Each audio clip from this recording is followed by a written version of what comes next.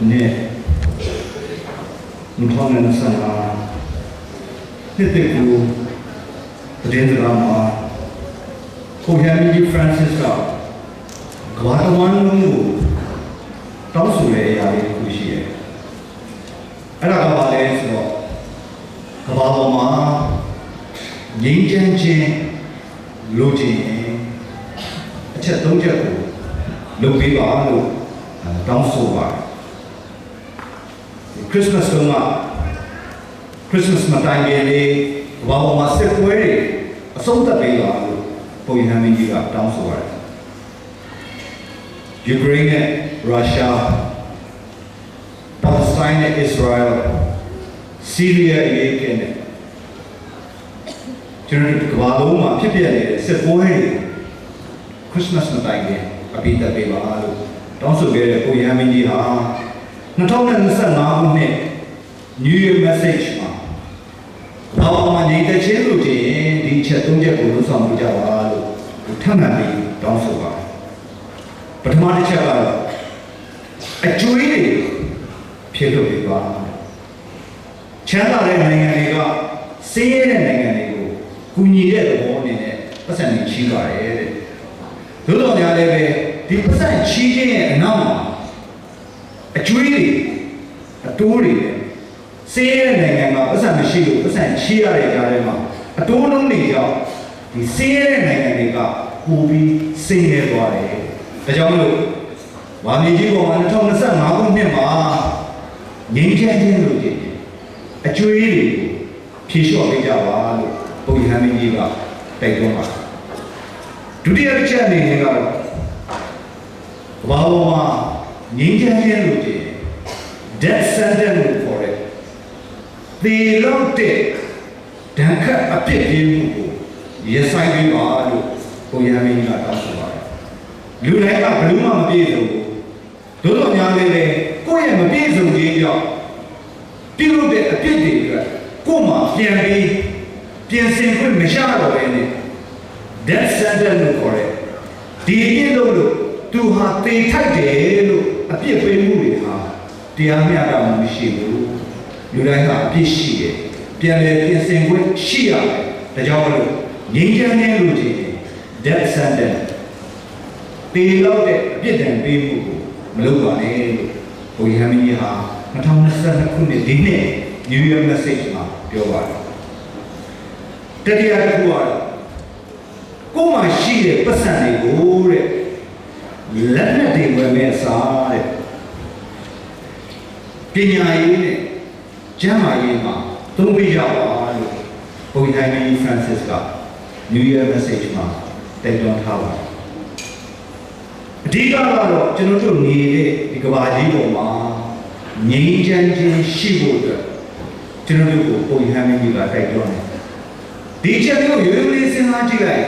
ကျွန်တော်တို့တွေကဥစ္စာရှိတဲ့လူတွေမဟုတ်တဲ့အတွက်ဘလို့မှလည်းမချီးထားတဲ့အတွက်ကျွန်တော်တို့ကဘာအတွက်ဖြေလျှော့ပေးဖို့လိုလဲကျွန်တော်တို့ဘာအာဏာမှမရှိပါဘူးကျွန်တော်တပါးလူကိုလည်းသေလောက်အပြစ်ပေးပိုင်နိုင်တဲ့လူတွေမဟုတ်ပါဘူးလို့ကိုယ့်ကိုယ်ကိုပြန်ပြောမယ်ကျွန်တော်တို့တွေဘလို့မှဒီထဲမှာရှိတဲ့လူတွေကိုစားဖို့ကိုကျမ်းမာရေးချက်သေလောက်တဲ့အရာတွေဖြစ်တဲ့လက်နက်တွေကိုဝယ်မဲ့အဲမှာလည်းမပါနိုင်ကြပါဘူးတို့တော်များလည်းပဲကျွန်တော်တို့ရဲ့ဘဝမှာလူတယောက်ကိုကိုထိခိုက်ပြီးလို့ဖွင့်လို့နိုင်ရင်လည်းကိုကတမားလူပေါ်မှာအကျွေးထားတာလို့ဖြစ်ပါတယ်ကျွန်တော်တို့တမားလူကိုသေလောက်နိုင်အောင်ခန္ဓာကိုယ်ကိုမဖြစ်စည်းပါဘူးတို့တော်များလည်းပဲကျွန်တော်တို့ပြောလိုက်တဲ့စကားလေးတစ်ခုကြောင့်အဲ့ဒီပုဂ္ဂိုလ်ဟာနာမည်ညွှန်ကျိုးပြီးတော့သူ့ကိုတွေ့ရတဲ့လူတိုင်းဟာထေယုံထေမားနဲ့မကောင်းမြင်တဲ့စိတ်နဲ့ပဲအဲ့ဒီလူပေါ်မှာကိုယ်စကားတစ်ခုကြောင့်ဒီလူကိုတက်ရောက်စေရဆိုရင်လည်းအဲ့ဒီပုဂ္ဂိုလ်ကိုကျွန်တော်တို့အညွှန်ချိုးလိုက်တာပါပဲကျွန်တော်တို့ဘဝမှာဒီနိုင်တဲ့လက်နက်တွေတော့ဝယ်ပါဦးဒါပေမဲ့ကိုယ့်အတွက်ပဲအရက်တော့မယ်ချဲထိုးမယ်ကိုယ့်ရဲ့သားသမီးတွေအတွက်ကိုဟာတကူပေါင်းဆံသွားနဲ့မိသားစုကိုဥဆောင်နေရင်လည်းလက်နက်ပေါ်တော်များလည်းပဲကျွန်တော်တို့ဟာအခြားသောရဲဒေသလောက်စားခြင်းနဲ့ ကျွန်တော်တို့တွေဟာဒီကောင်းအတွက်သုံးပြတဲ့လူတွေကောမဖြစ်နိုင်ဘူးလားလို့ပြန်နေပြီးထောက်ရှုကြည့်ရအောင်ဝိညာဉ်တို့ရဲ့အချက်ကလေးကပါလဲဆိုတော့ဒီနေ့ဘွဲတော်ကျင်းပါရခြင်းရဲ့အဓိကရည်ရွယ်ချက်ခေါင်းစဉ်လေးဖြစ်ပါတယ်အဲ့ဒါကပါလဲဆိုရင်ငြိမ်းချမ်းခြင်းကိုလိုချင်ရင်ကိုယ့်ဘက်ကပါဝင်ပေါင်းစပ်မှုနဲ့အားဖြည့်ရမှာဖြစ်တယ်ဒီနေ့ကျွန်တော်ရဲ့ဩဝါဒလေးကိုတော့ဘာကောင်းတဲ့တထားလေးဆိုရင်မေတော်နဲ့မြစ်တာရေးလို့ကောင်းတဲ့တထားပါတယ်မေတော်ဒီမှာကိုအားကိုပြီးဖျားခင်ရဲ့ကျေးဇူးတော်ကိုလူလားတဲ့ပုဂ္ဂိုလ်တိုင်းဟာလောကမှာရှိတဲ့အရာတွေကိုအသုံးပြုပြီးတော့မှဖျားခင်ရဲ့ကောင်းခြင်းမင်္ဂလာကိုခံယူရတယ်ဆိုတဲ့ချက်ကလေးဖြစ်ပါတယ်အမေရိကန်မှာရှိတဲ့ Bishop Robert Barron ဆိုတဲ့ဆရာတော်ကဘာပြောလဲဆိုရင်ငရဲကြီးမှာရှိနေတဲ့ပုဂ္ဂိုလ်တွေကတဲ့အခန်းတကားထဲမှာဝင်နေပြီးတော့အဲ့ဒီအခန်းထဲမှာရှိတဲ့ကပောက်ကလေးကိုလက်ကင်ကိုမဖွင့်တဲ့ပုဂ္ဂိုလ်နဲ့တူတယ်အပြင်မှာကတော့ခင်ခရစ်တော်ကရက်နေပြီးကိုယ့်ရဲ့အခန်းထဲကိုဝင်လာခြင်းတော်များလည်းပဲကိုယ့်ရဲ့အတွင်းထဲမှာရှိနေတဲ့အခန်းတကားရဲ့တောကလောက်ကိုမဖွင့်ပေးခြင်းဟာဘုရားခင်ရဲ့ဝင်လာခြင်းကိုအဟံကားပြုခြင်း၌ကိုယ့်ရဲ့ဥပမာပါဝင်မှုမရှိတဲ့ပုဂ္ဂိုလ်တွေဟာငရဲကြီးမှာနေရတဲ့ပုဂ္ဂိုလ်တွေဖြစ်ပါလေ။ဒီလေလေးကတော့ဗာလဲဆိုရင်နေတဲ့ကျေးဇူးတော်တဲ့မှာဘုရားခင်ကကျွန်တော်တို့ကိုကျေးဇူးတော်တွေပေးတော်များတယ်ပဲ။အဲ့ဒီကျေးဇူးတော်ကိုကျွန်တော်တို့ယူခြင်းနဲ့ဥပမာပါဝင်မှုဆန္ဒရှိခြင်းဟာအခရာကြရတယ်ဆိုတဲ့အသေးလေးဖြစ်ပါဆိုတော့ဒီနေ့အားလုံးမေတော်ကိုတရားကြည်ယူခြင်းနဲ့လာရောက်ဆွေးရုံးတဲ့အခါမေတော်နဲ့မေတ္တာရေးဆိုတဲ့အကြောင်းအရာလေးကိုဒီနေ့ဝိမာသားခဲ့ကြပါတယ်ကျွန်တော်တို့ကတည်းကအသင်းတော်မှာအမိမေတော်သခင်မနဲ့ပတ်သက်ပြီးကတည်းကဘာသာဝင်တယောက်ဖြစ်ယုံမှုယုံကြည်ရမယ်အချက်၄ချက်ရှိပါတယ်အဲ့ဒီ၄ချက်ကိုယုံကြည်ခြင်းနဲ့ဒါလည်းကျွန်တော်တို့ဟာကက်သလစ်အဖြစ်လက်ခံပါတယ်အကယ်၍အဲ့ဒီမေတော်နဲ့ပတ်သက်တဲ့ယုံကြည်ရာအချက်၄ချက်ကိုလက်မခံရင်ဒါဟာ out of the Catholic Church Catholic ဘာလို့မဟုတ်ပါဘူးပထမတစ်ချက်ကတော့ Mary Mother of God မေတော်ဟာဖခင်ရဲ့မိခင်ဖြစ်တာကိုဒီမှာရှိတဲ့ကျွန်တော်တို့ကက်သလစ်ဘာသာဝင်တွေအားလုံးယုံကြည်ရမှာဖြစ်ပါတယ်။ယုံနေစဉ်းစားကြည့်လိုက်လို့ရှိရင်ဖခင်ဟာအရာအားလုံးကိုတတ်နိုင်တဲ့ဖန်ဆင်းရှင်ဖြစ်တဲ့အခါမှာ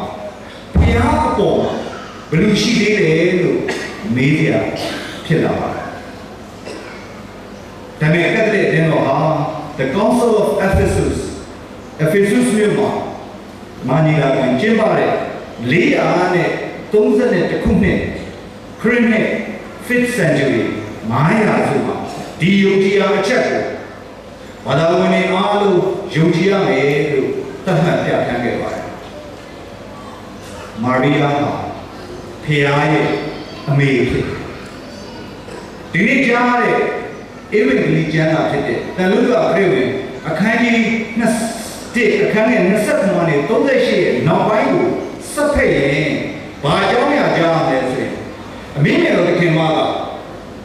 တန်တာအလီဇဘက်နေတဲ့ Ankara မြို့ဆိုတဲ့ယောဟန်ဘပ်တစ်စတာမွေးဖွားတဲ့မြို့ကို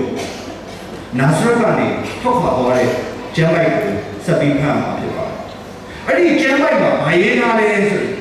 တန်တာအလီဇဘက်ကအမင်းငယ်တော်သခင်မကိုတွေ့တဲ့အခါဝိညာဉ်တော်မြတ်ဖျားရဲ့ကျေးဇူးတော်နဲ့ပြည့်ဝပြီးတော့သူကအမင်းငယ်တော်သခင်မကိုဝေါ်ပြတယ်။ဘာပြောလဲဆိုတော့ဖျားရဲ့မိခင်ဖြစ်တဲ့မေတော်ဟာကျမရှိကိုလာဖို့မထိုက်တန်ပါဘူးလို့နှုတ်ကနေပြီးမှတ်ဆိုထားတဲ့ကျမ်းပိုက်ကိုကြားမှာဖြစ်ပါတယ်။ဒီချက်မှာကက်သလစ်အသင်းတော်ကအမိမေတော်သခင်မဟာဖျားရဲ့မိခင်ဖြစ်တဲ့အတွက်ဖျားခင်ကိုမွေးဖွားတဲ့ပုဂ္ဂိုလ်ထက်အမိမေတော်သခင်မဟာဖျားခင်ဖြစ်တဲ့သခင်ခရစ်တော်ကိုဖျားဖြစ်တော်၌ပုံပေါ်စီ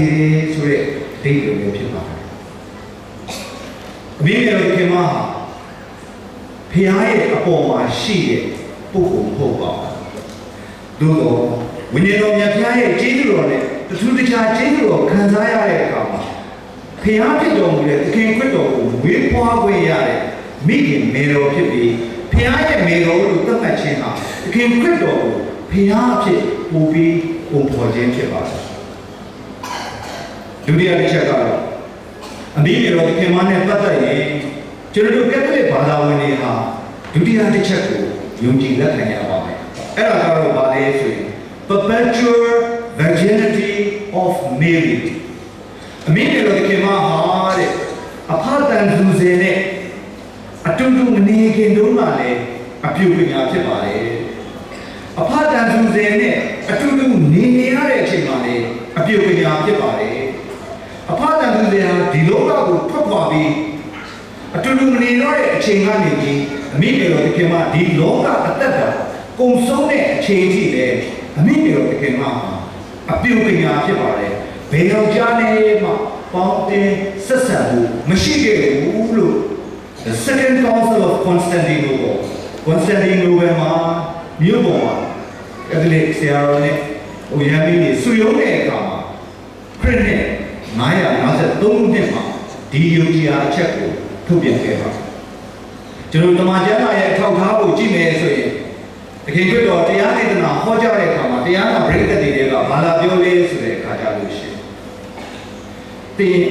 အမိညီကိုမောင်နှမတွေကတွေ့ကြလို့အပြင်မှာစောင့်နေတယ်လို့ပြောတဲ့အခါမှာတခင်ခရစ်တော်ကဘာပြန်ပြောလဲဆိုရင်ဖခင်ရဲ့နှုတ်ကပတ်ကိုကြားနာပြီးတော့မှအသက်ရှင်နေထိုင်တဲ့ပုဂ္ဂိုလ်တိုင်းဟာသူ့ရဲ့ညီကိုမောင်နှမဒီမှာသားချင်းတွေဖြစ်တယ်လို့ပြောပြခဲ့တဲ့အကြောင်းအရာရှိပါတယ်ဒီချက်ကိုထောက်ဆပြီးတော့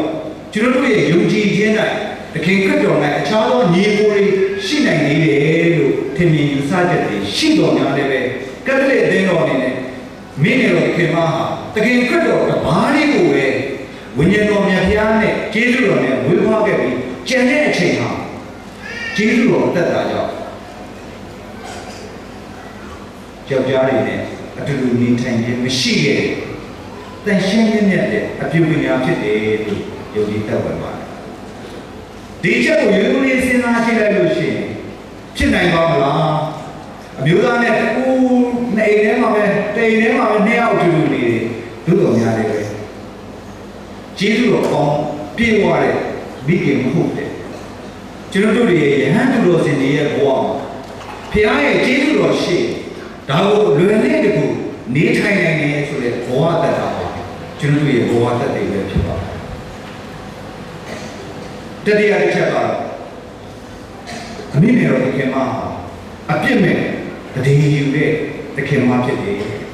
ဒီလေကတော့ကျွန်တော်တို့တူးစီဟာဒီလောကအတ္တကိုဝင်ရောက်လာတဲ့အခါမှာမိဘရင်အပြစ်ပါတဲ့ natural inclination လို့ခေါ်တဲ့ကျွန်တော်တို့မှာကောင်းတဲ့အရာတော့သိတယ်မလွတ်ဆောင်နိုင်အဲ့ဒီအတွက်ကျေးဇူးတော်အားဖြင့်လာတယ်ကျွန်တော်တို့ကယုံကြည်ခြင်း၌ကြော်လွှားအောင်မြင်နိုင်တယ်တို့တော်များလည်းပဲအမိမေတော်သခင်မဟာအပြစ်မဲ့ဒီရဲ့သခင်မဖြစ်တယ်ဒီလောကကိုဝင်ရောက်လာတဲ့အခါမှာအမိမေတော်သခင်မဟာအပြစ်ရင်မပါဘူးလို့ယုံကြည်လက်ခံပါတယ်ဒါကြောင့်မို့ကျွန်တော်တို့ဝင်ရေးဆိုင်ရာအသက်တာမှာစကားလုံးလေးနှလုံးရှိပါတယ်အဲ့ဒါကဘာလဲဆိုရင် holiness and immaculate holiness ဆိုတာကတော့ကျွန်တော်တို့လူသားတွေဟာတန်ရှင်းဖြူစင်ဖို့အတွက်အမြဲတမ်းကြိုးစားနေရခြင်းကို holiness လို့ခေါ်ရတယ်။တန်ရှင်းတဲ့အခြင်းကိုကျွန်တော်တို့ကကြိုးစားနေကြတဲ့ holiness တန်ရှင်းကြတဲ့ပုဂ္ဂိုလ်တွေဖြစ်တော်များတယ် immaculate လို့ခေါ်တဲ့အခါမှာဗမာစကားမှာဘာသုံးလဲဆိုရင်တန်ရှင်းခြင်းတဲ့ပိုပြီးမြင့်မြတ်တဲ့စကားလုံးလေးတစ်လုံးသုံးပါတယ်။အဲ့ဒါကိုဘာလဲဆိုတော့အဆုံးအကွက်ကင်းနေတယ်အဆုံးအကွက်ကင်းနေတယ် holy ဆိုတဲ့အခါမှာအဆုံးအကွက်တွေရှိတယ်ဒါပေမဲ့ပြန်ဖြတ်ကြတယ်။တို့တော်များလည်းပဲ immaculate လို့ခေါ်လိုက်သူ့ကိုကြည့်လိုက်ရင်အဆုံးအကွက်ကင်းတယ်ဘာမှဖြတ်เสียမလို့အဲ့ဒီယုံကြည်ရာချက်ကိုပုံရမ်းမင်းကြီးပြည်ဦးကိုးချိန်ရောက်က1854ခုနှစ်မှာတရားဝင်ကက်သလစ်သင်းတော်ကိုကြေညာခဲ့ပါနောက်ဆုံးကျွန်တော်တို့ကက်သလစ်သင်းတော်ရဲ့ယုံကြည်ရာချက်အနေနဲ့ကတော့ assumption လို့ခေါ်တဲ့ဖခင်ရဲ့မိခင်ဖြစ်ခွင့်ရတယ် ကျေးဇူးတော်ကောင်းနဲ့ပြေးသွားတဲ့အပြုပညာဖြစ်ခြင်းနဲ့လောကသက်တာတွေကိုဝင်ရောက်လာတဲ့ကမိဘရဲ့အပြစ်မပါတဲ့တန်ရှင်းမြတ်တဲ့ပုဂ္ဂိုလ်ဟာကျွန်တော်လူသားအားလုံးအတွက်စံလူသားယူထိုက်တဲ့ပုဂ္ဂိုလ်ဖြစ်တယ်လူသားဖြစ်ခဲ့တော်များလဲကျေးဇူးတော်ကောင်းနဲ့ပြေးသွားတဲ့အခါဒီလောကသက်တာပုံဆုံးပြီးတဲ့အခါကျွန်တော်ယုံကြည်မျှော်လင့်တဲ့ယေရှုခရစ်တော်ရဲ့ရှင်ပြန်ထမြောက်ခြင်းကပထမဦးဆုံးလူသားတစ်ယောက်အနေနဲ့ခန္ဓာနဲ့ဝိညာဉ်ပါဝင်ရတဲ့ထူးခြားတဲ့ပုဂ္ဂိုလ်ဖြစ်တယ်ဆိုပြီး1950ခုနှစ်ပုပ်ရဟန်းမင်းကြီးပေရု12ချိန်ကျောင်းက The Assumption of the Blessed Virgin Mary အမိမြေတော်ခင်မဟာလောကအသက်တာပုံဆုံးတဲ့အခါမှာခန္ဓာနဲ့ဝိညာဉ်အခင်ခရစ်တော်ပြီးပထမဦးဆုံးလူသားတွေထဲကမြင့်မြတ်တဲ့ပုဂ္ဂိုလ်ဖြစ်မိုးကောင်းကင်ကိုပြည့်ဆောင်ခြင်းခံရတယ်လို့ကက်သလစ်တော်မှာယုံကြည်ပြီးဒီအချက်၄ချက်ကိုယုံကြည်အားအချက်အနေနဲ့သတ်မှတ်ထားပါတယ်။ခရစ်ခင်၌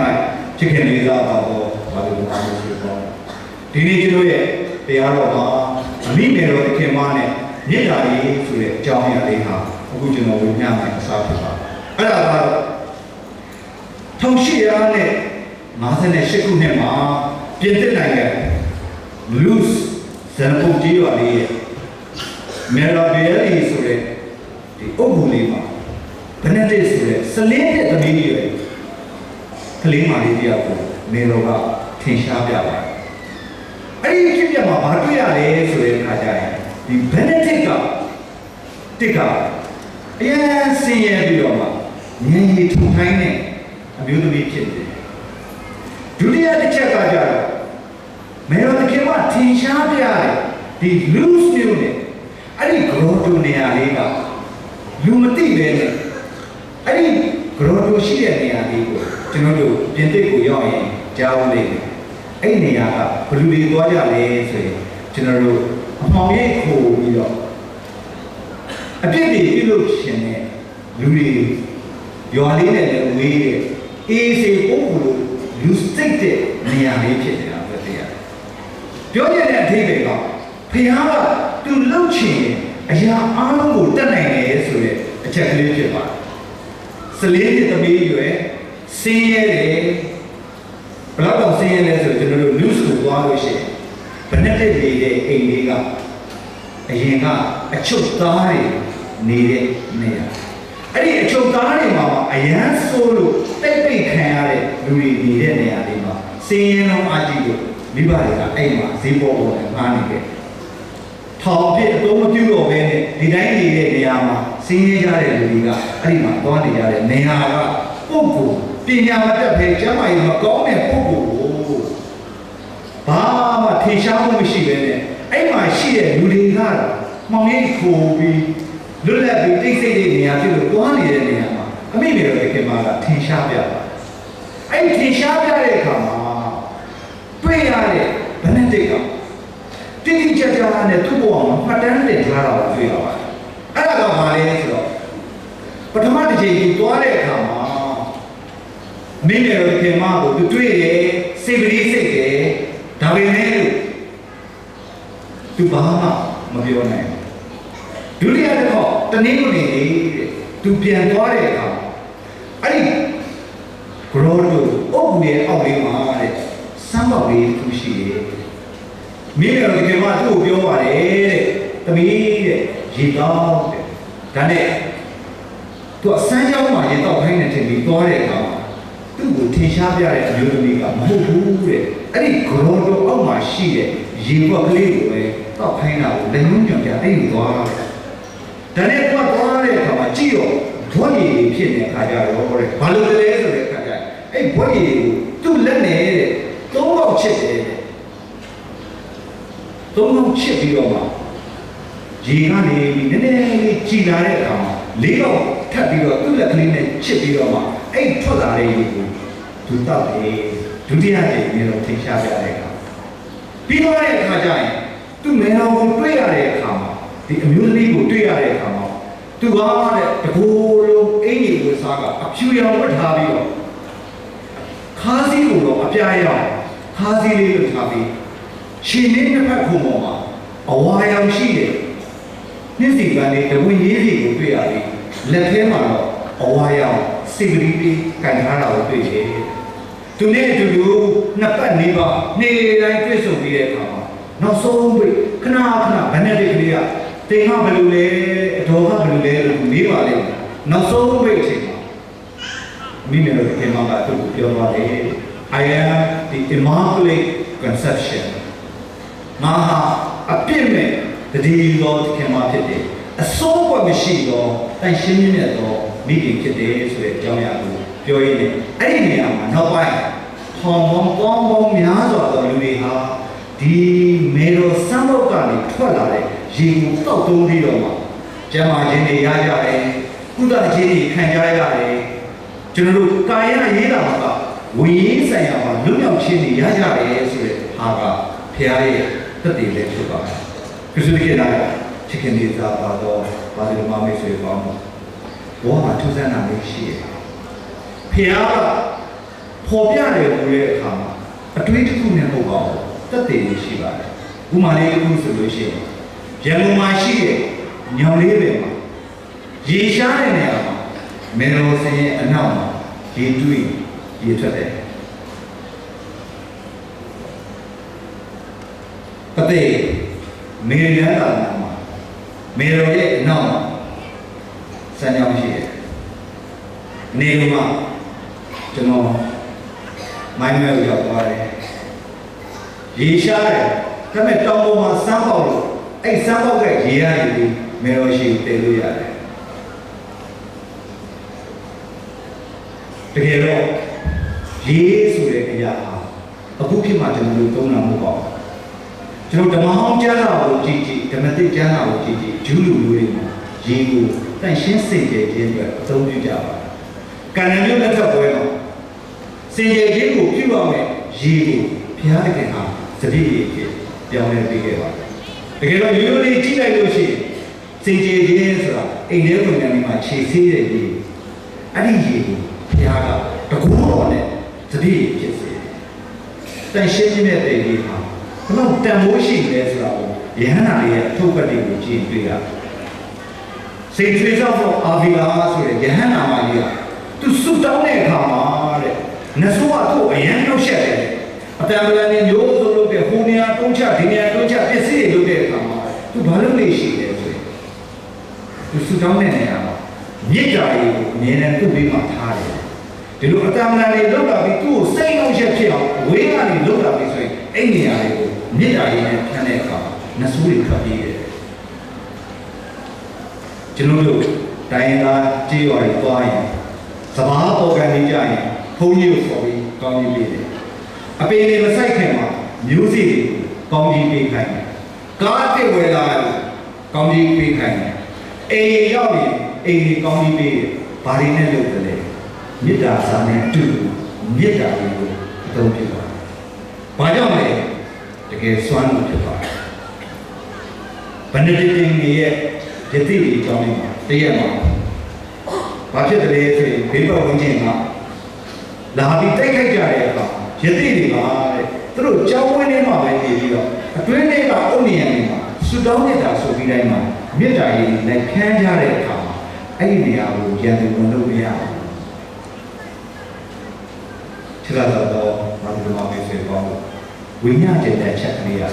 ဖျားသခင်ရဲ့ဘုန်းနမိတ်လက္ခဏာတွေဆိုတော့မိုးပေါ်ကနေဘုန်းကနေဆိုကြလာတဲ့လောကမှာရှိတဲ့အရာတွေကိုအသုံးပြုပြီးဖျားသခင်ကဘုန်းကိုထွန်းတောက်စေတယ်ဆိုတဲ့အချက်ကလေးဖြစ်ပါတယ်ဒီနေ့ကျွန်တော်ရဲ့ဝိညာဉ်ချင်းရဲ့နောက်ဆုံးချက်ကလေးမှာအမှန်တကယ်ပဲကျွန်တော်တို့ရန်ကုန်တာဝနာမှာရှိတဲ့ယခုချိန်ထိတာဝနာပြုနေတဲ့ဘုန်းတစ်ပါးရဲ့အဖြစ်ပြန်တဲ့အဆုံးသတ်ချက်ပါသူဟာမင်းတို့ first year မှာဘာဖြစ်တယ်ဆိုရင်သူ့ဘဝမှာသွေးအားနေတဲ့လူကြီးများဆိုတဲ့ယောဂကိုသူရတယ်သူသွေးစစ်ကြည့်တဲ့အခါမှာဘာဖြစ်တယ်ဆိုရင်သွေးဖြူတွေများနေပြီးတော့မှသူကသွေးမြင်သွေးရတဲ့ယောဂဝေဒနာဖြစ်ပြီးတော့သူအားဖြတ်တဲ့အခါကျတော့စာဖတ်လို့မရတော့စီးရင်းနဲ့မလိုက်နိုင်တော့တဲ့အခါမှာဘာလို့လဲဆိုတဲ့အခါကျတော့သူ dialysis ကိုပြန်သွားတယ်